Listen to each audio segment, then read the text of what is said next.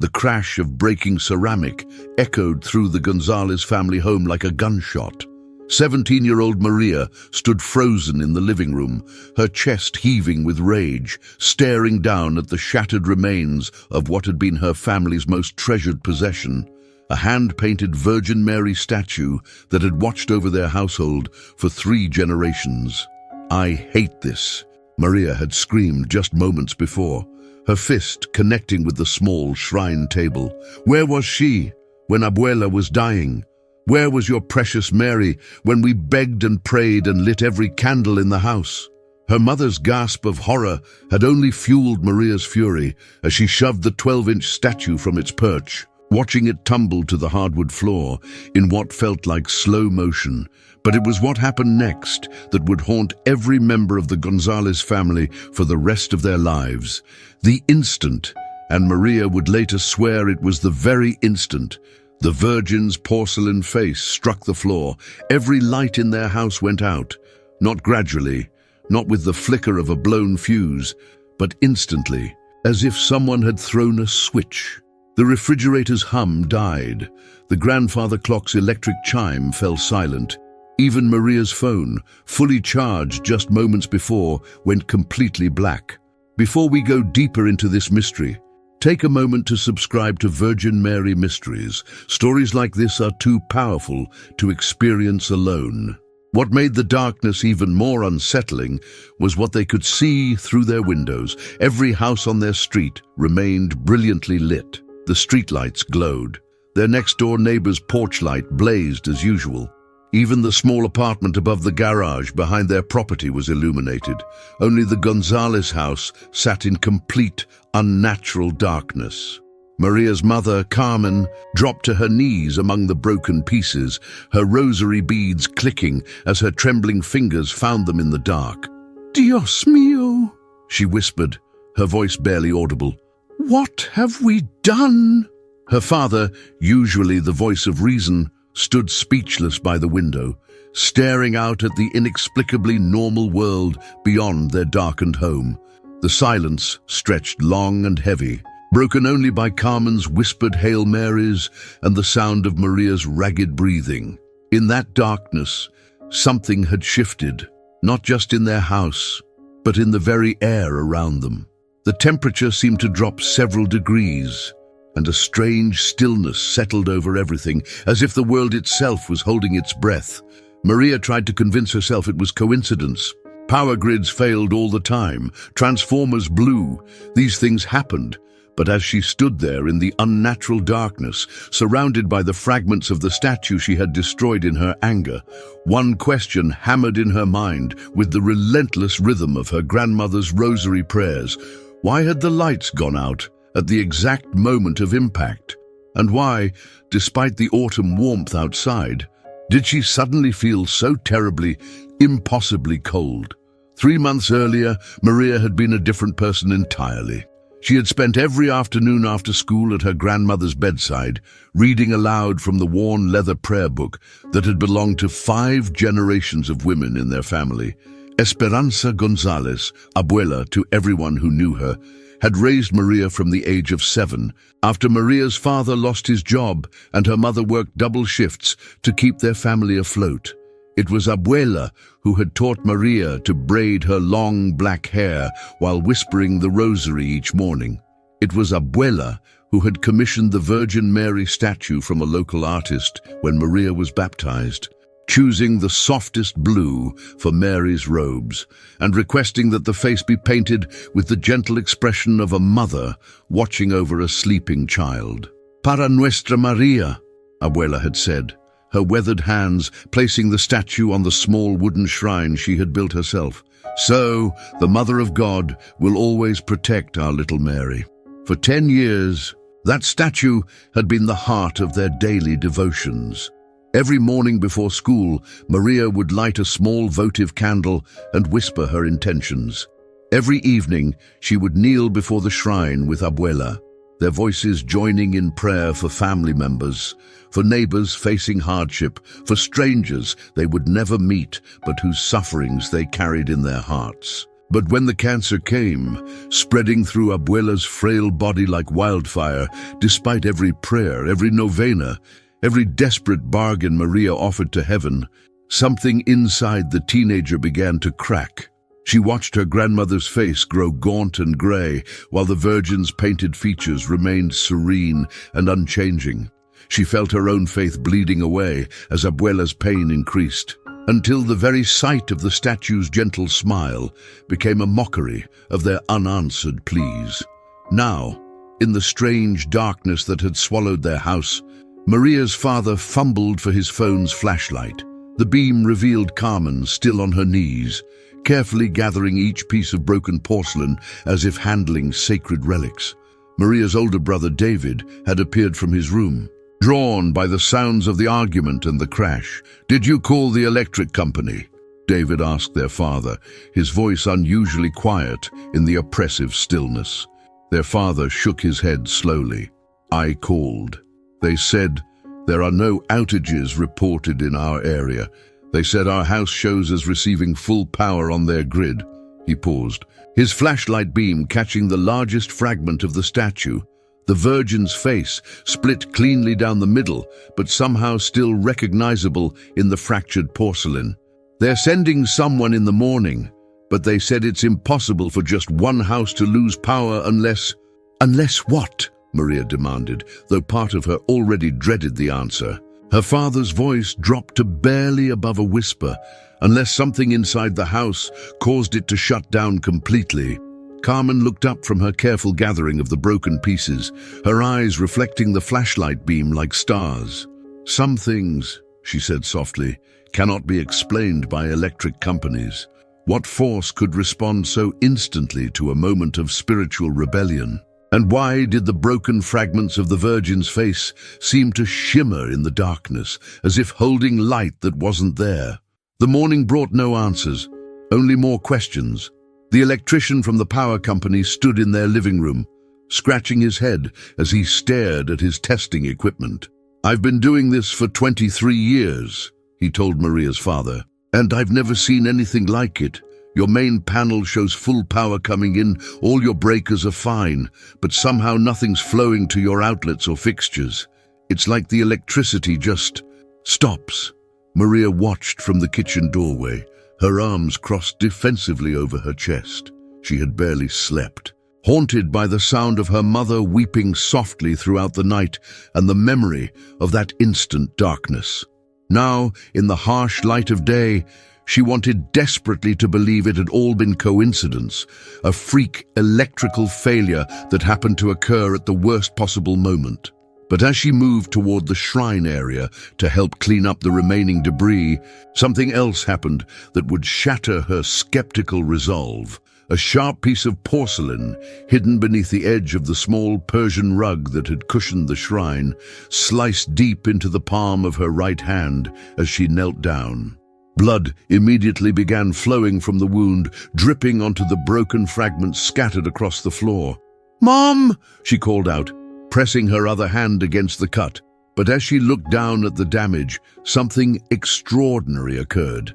Her tears, which had begun falling the moment she saw the blood, dropped directly onto the largest piece of the statue, the fragment containing half of the Virgin's face. The instant her tear touched the painted porcelain, the bleeding from her hand stopped completely. Not slowed, not reduced, stopped entirely, as if a switch had been flipped. If this story is pulling you in, subscribe now and tell me in the comments what you believe is really happening. Your insight might reveal something we haven't seen yet. David, who had been skeptically listening to the electrician's baffled explanations, turned just in time to witness the entire sequence. He rushed to Maria's side, grabbing her wrist to examine her palm. The cut was still there, a clean, deep slice that should have required stitches, but not a single drop of blood remained on her skin. The wound appeared as if it had been gently cleaned and was already beginning the early stages of healing. "This isn't possible," David whispered, his voice barely audible.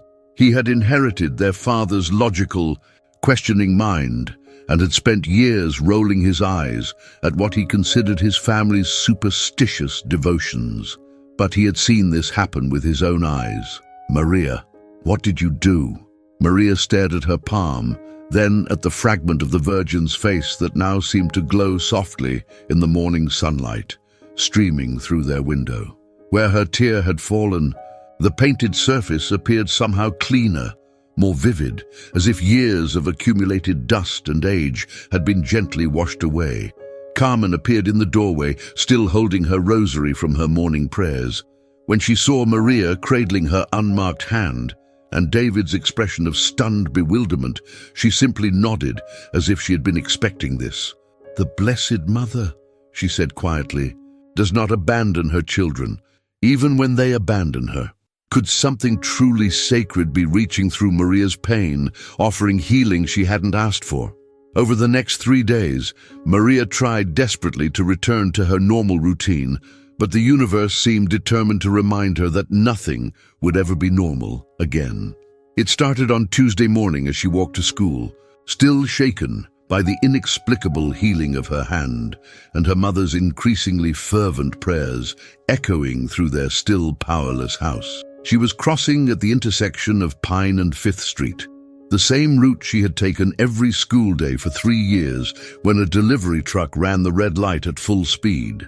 Maria had stepped into the crosswalk without looking, her mind preoccupied with the fragment of the Virgin's face she had impulsively slipped into her backpack that morning. The truck should have struck her directly.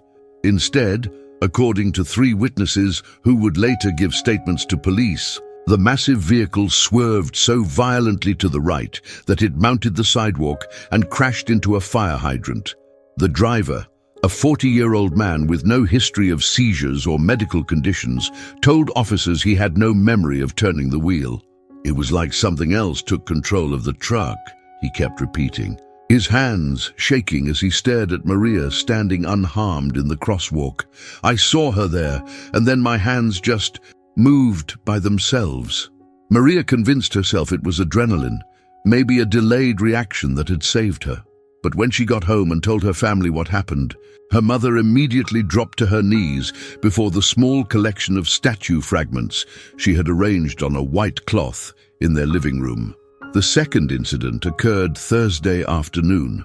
Maria was walking past the construction site where the old Henderson building was being demolished when a massive metal sign advertising the future luxury condominiums broke free from its moorings 3 stories above her head. Workers later said the bolts holding the sign had been inspected that very morning and rated secure for another 6 months. But as the heavy metal frame plummeted toward Maria, who was checking her phone and completely oblivious to the danger, something impossible happened. The sign simply stopped falling, not caught by anything visible, not snagged on building scaffolding, but suspended in midair, roughly 8 feet above her head, for what witnesses estimated was nearly 10 seconds before crashing to the ground exactly where she had been standing moments before. Maria had taken precisely 3 steps forward during those 10 seconds, just enough to move out of the sign's path. This time, she couldn't dismiss what happened. This time, construction workers were staring at her with expressions of wonder and fear. This time, the site foreman asked if she was some kind of angel, because in 30 years of construction, he had never seen anything defy gravity like that. When Maria arrived home that evening, she found her entire family kneeling in prayer around the statue fragments. Even David, who had spent years mocking their religious practices, was whispering the rosary alongside their parents. "Mija," her father said softly when she entered the room, "we need to talk." Maria looked at the broken pieces of the Virgin's face, arranged so carefully on their white cloth altar, and felt something cold settle in her stomach. The accidents, the protection, the impossible healings, they were all connected to her moment of anger, weren't they? Why would divine protection surround someone who had shown such disrespect? And what price would eventually come due for miracles she had never asked for? Father Miguel had known the Gonzalez family for over 15 years, baptizing both Maria and David, presiding over countless family celebrations, and sitting vigil with them during Abuela's final days. When Carmen called him about the strange events surrounding the broken statue, he didn't hesitate to visit, though he admitted he had never encountered anything quite like what they described. He sat in their candlelit living room. Their power remained mysteriously absent, and listened as each family member recounted their experiences. Maria remained silent in the corner, her arms wrapped around her knees, watching the priest's face for any sign of disbelief or judgment. Instead, she saw only gentle attention and something that looked remarkably like recognition. "You know," Father Miguel said finally, his weathered hands folded over the worn breviary in his lap. "The Virgin Mary has always shown special tenderness toward those who struggle with faith. Saint Thérèse of Lisieux went through a period where she felt nothing but darkness when she prayed. Saint John of the Cross wrote about the dark night of the soul. Even Mother Teresa confessed to feeling abandoned by God for decades." He gestured toward the fragments of the statue, arranged so carefully on their white cloth. "Sometimes, the Blessed Mother reaches out most powerfully to those who feel most lost. Maria, your anger didn't drive her away. It may have simply showed her how much you're hurting." That night, Maria experienced the most vivid dream of her life. She found herself sitting in Abuela's garden behind the old house where she had grown up, surrounded by the roses that her grandmother had tended with such devotion. Abuela appeared exactly as Maria remembered her before the illness, her silver hair braided and pinned, her hands strong and gentle, her eyes bright with the quiet joy that had defined her entire life. "Mija," Abuela said, settling beside Maria on the familiar wooden bench, "you carry too much anger for such young shoulders." Maria tried to speak, to explain her fury at God for taking away the most important person in her world, but Abuela placed a finger gently against her lips.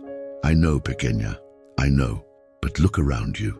She gestured to the garden, where every rose bush bloomed in impossible abundance, their fragrance so intense it seemed to fill not just the air, but Maria's very soul. Love doesn't end, it just changes form. The Virgin knows this. She lost her son, too. She understands a mother's heart, a granddaughter's grief. Abuela took Maria's hands in hers, and they felt wonderfully, impossibly warm. "Let love win, Mija. Let it win." Maria woke with tears streaming down her face and something else, a scent so beautiful and familiar, it took her breath away. She sat up in bed and realized the fragrance from her dream was real. Roses, but something more. Something that reminded her of the candles at early morning mass, of her grandmother's gentle embrace, of every peaceful moment she had ever experienced kneeling in prayer. The scent was coming from downstairs, from the living room where the statue fragments lay waiting. She found her mother already there, sitting in quiet wonder beside the makeshift altar. The white cloth seemed to glow softly in the moonlight, and the sweet fragrance was so strong it filled the entire house. "Do you smell it too?" Carmen whispered. Maria nodded, unable to speak. Something was definitely trying to reach her through the broken pieces of porcelain, through the mysterious fragrance, through dreams that felt more real than waking. But what message was love trying to send? The call came at 11:43 p.m. on Saturday night, shattering the peaceful silence that had settled over the Gonzalez household as they slept, surrounded by the mysterious fragrance that now seemed to permeate every room. Maria's father answered his phone with the groggy confusion of someone pulled from deep sleep, but his voice quickly sharpened to alert panic. "David was in an accident," he told Carmen and Maria as he threw on his clothes. "His car went off the road near Miller's Bend. They've taken him to County General, but they said," his voice broke, "they said it doesn't look good." The drive to the hospital felt endless, made more surreal by the fact that their car's electrical system worked perfectly, despite their house remaining powerless for over a week. Maria sat in the back seat, staring at the fragment of the Virgin's face that she had been carrying in her pocket since the morning she cut her hand. The painted porcelain felt warm against her fingers, almost pulsing like a heartbeat. When they reached the emergency room, Dr. Patterson's expression told them everything they needed to know before he spoke. David had struck a concrete barrier at nearly 60 miles per hour. The impact had crushed the entire front end of his car. The steering wheel had been driven back into the driver's seat. According to every law of physics and medical probability, no one could have survived. But somehow, Dr. Patterson said, his voice filled with professional bewilderment, your son was thrown clear of the vehicle before impact. The paramedics found him 30 feet away from the car, unconscious but with only minor bruises and a mild concussion. We've run every test we can think of, and apart from being shaken up, he's perfectly fine. Maria felt her knees buckle. She had spent the week experiencing impossible protections. But this was David, her skeptical, logical brother who had mocked their faith for years, but had been kneeling in prayer with them just that evening. As the realization hit her that she could have lost him the same way she had lost Abuela, something inside her cracked open completely. She found herself in the hospital chapel, a small interfaith room with simple wooden pews and a plain cross on the wall. But Maria wasn't looking at the cross. She was kneeling before a small statue of the Virgin Mary that stood in the corner, clutching the broken fragment in her hand so tightly that the edges cut into her palms. "Please," she whispered, and the word came out like a prayer she had never learned to say. "Please don't take him too. I know I broke your statue. I know I was angry. But David, he doesn't deserve to pay for my mistakes. If you're really there, if you're really listening, please." The tears came then. Not the angry tears she had cried over Abuela's death, but something deeper, more surrendering. For the first time since her grandmother's funeral, Maria was truly praying, not demanding or bargaining, but simply opening her heart to whatever grace might exist in a universe that felt both terrible and miraculous. When she opened her eyes, Dr. Patterson was standing in the chapel doorway with the expression of complete amazement. "I don't know how to explain this," he said softly, "but your brother just sat up and asked for you. All his tests are completely normal. It's like the accident never happened to his body." Could Maria's moment of complete vulnerability have finally opened the door to the healing her family desperately needed? 3 weeks after David's miraculous recovery, their house lights flickered back on during Sunday evening prayers. There was no explanation from the power company. The electricity simply returned the moment Carmen whispered, "Thank you, Mother Mary, for protecting my children." But for Maria, the return of normal life brought an unexpected test. The following Saturday would mark exactly 1 month since Abuela's death, a day the family had planned to observe with a memorial mass and quiet afternoon, tending to her rose garden. It was meant to be a day of healing, of finally saying goodbye while celebrating the faith that had sustained their grandmother through 93 years. That same Saturday was also Rebecca Martinez's 18th birthday party, an event that would include everyone from Maria's former social circle. Before Abuela's death, before the broken statue and mysterious protections, Maria would have chosen the party without hesitation. "Just come for an hour," Rebecca pleaded during a phone call Friday night. "I know you've been going through stuff with your family, but we miss you. Besides, isn't it time to get back to your real life?" Maria stood in her living room, holding the phone in one hand and the fragment of the Virgin's face in the other. Around her, the entire family had gathered for their nightly prayers, a tradition that had begun after David's accident and become the most peaceful part of each day. Carmen knelt before their makeshift altar. David sat with his rosary, and even their father joined them each evening, his voice soft but certain. As Maria listened to Rebecca's voice and watched her family's quiet devotion, she noticed something extraordinary happening to the statue fragments. In the warm glow of the votive candles, the broken pieces seemed to emit their own gentle light, not bright enough to illuminate the room, but unmistakable in its presence. The painted porcelain appeared to pulse softly, like a heart beating with quiet love. The sweet fragrance that had filled their house for weeks grew suddenly stronger, and Maria felt that familiar warmth spreading through her chest. the same sensation she had experienced in the hospital chapel when she had finally, truly prayed for her brother's healing. "I have to go," she told Rebecca, but her voice was gentle, not angry. "I'll call you tomorrow." She knelt beside her mother and took Carmen's free hand in hers. As the family continued their prayers, Maria faced the choice that would define everything that came after. Would she honor the memory of the grandmother who had raised her in faith, or would she return to the life that no longer seemed to fit the person she was becoming? As the statue fragments glowed more brightly in response to their joined prayers, what would Maria choose in this moment that would determine not just her evening, but the direction of her entire spiritual future? Maria chose love. She chose her grandmother's memory, her family's healing, and the faith that had somehow found its way back to her heart through broken porcelain and impossible grace.